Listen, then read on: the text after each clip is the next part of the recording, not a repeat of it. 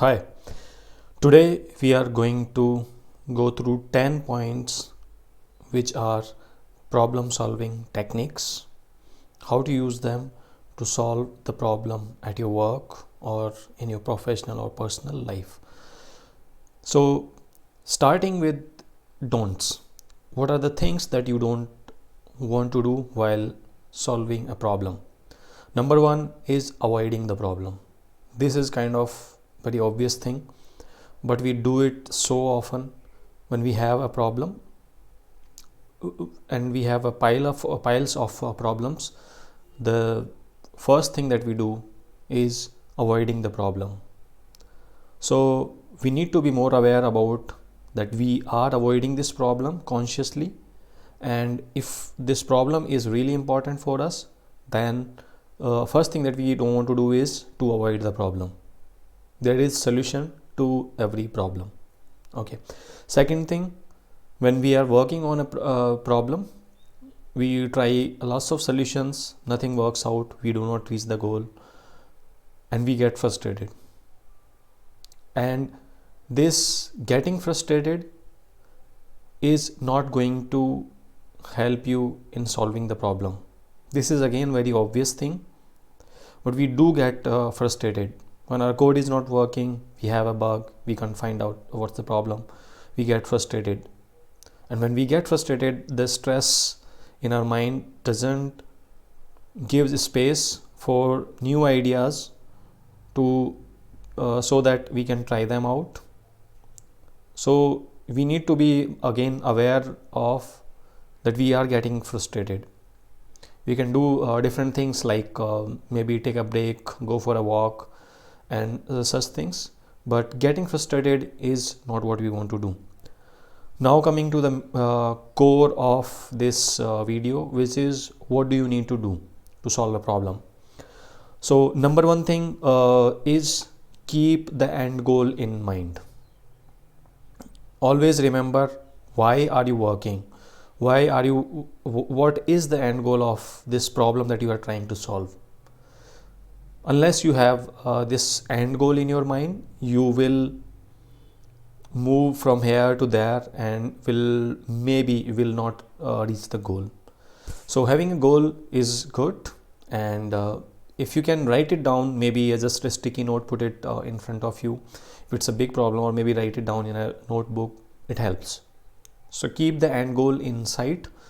This is number one technique. Second thing is that always start with what you know. When we have a problem, we have this curiosity to know more about what other people have done on this area, in this area, what I can find on internet, and so on things. So we are a lot curious and interested in doing research, but stop. I would say start with what you know. Research can come later. Once you have noted down that this is what I know, maybe make a mind map, maybe just think of solution from your existing knowledge. How would you solve this problem with your existing knowledge? Once you have done that, or at least have thought about it, have given an overview, then you can go on to research. Now you will have a better idea, what do you want to research, where do you want to go. So this will help you be more productive in solving this problem. So start with what you know. Second thing is always have a plan. Whenever we are faced with problem, we directly jump in to solve the problem, and we try this thing and that thing, we trial and error and all these things we do. That's not going to help. It might, maybe you run into a solution that may work out, but that's not a good way to solve a problem. You might be in a rabbit hole of trying different things, and then getting tired that nothing is working out, and whatever time that you have invested, it's not useful now. So to make this time useful, whatever time you invest in solving a problem, how can you make that time useful? By having a plan. Whenever you see a problem, first make a plan that this is how I'm going to approach this problem. or these are the things that I'm going to do, these are the things that I'm going to try, or in this direction I want to go. So once you have the plan, uh, then it's much easier to track your progress, where you are exactly in that plan.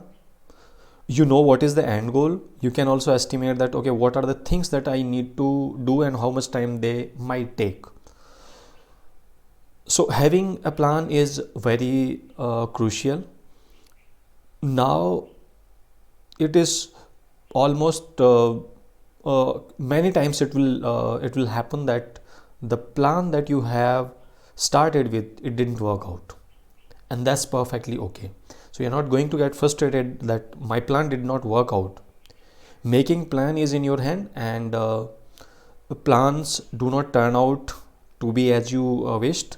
That happens all the time, and that's kind of thing with planning, that you plan and then do things, but what happens after that, you need to be ready to handle that. Okay, your plan did not work out, it's time to change the plan, it's time to change the way you are approaching the problem.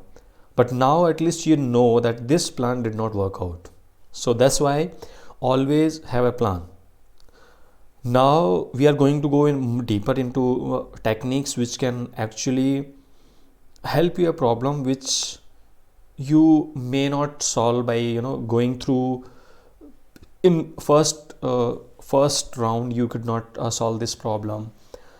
These are the problems which are really tough, and these kind of techniques you might have been utilizing already, but being aware of these techniques will help you get more productive in solving the problem. So number one thing in that those techniques is restate the problem. So whatever the problem you have seen, maybe you have some problem in your bug, some bug in your program, you have a feature that needs to be developed, or maybe it could be a planning of an event, it could be different kind of things. So how do you solve the problem? First thing I would say is try to restate the problem. Say it in your own words, say it in a different language. How can you, and you can probably say in 1,000 ways. A problem can be restated in 1,000 ways, and restating the problem gives you more ideas, gives you more clarity, and that helps you solve the problem. So always restate the problem. Then second thing is divide the problem. When problem is big, when you have not solved that problem before, it's almost always useful to divide the problem. So break it down in parts and solve those parts, focus on those parts one by one.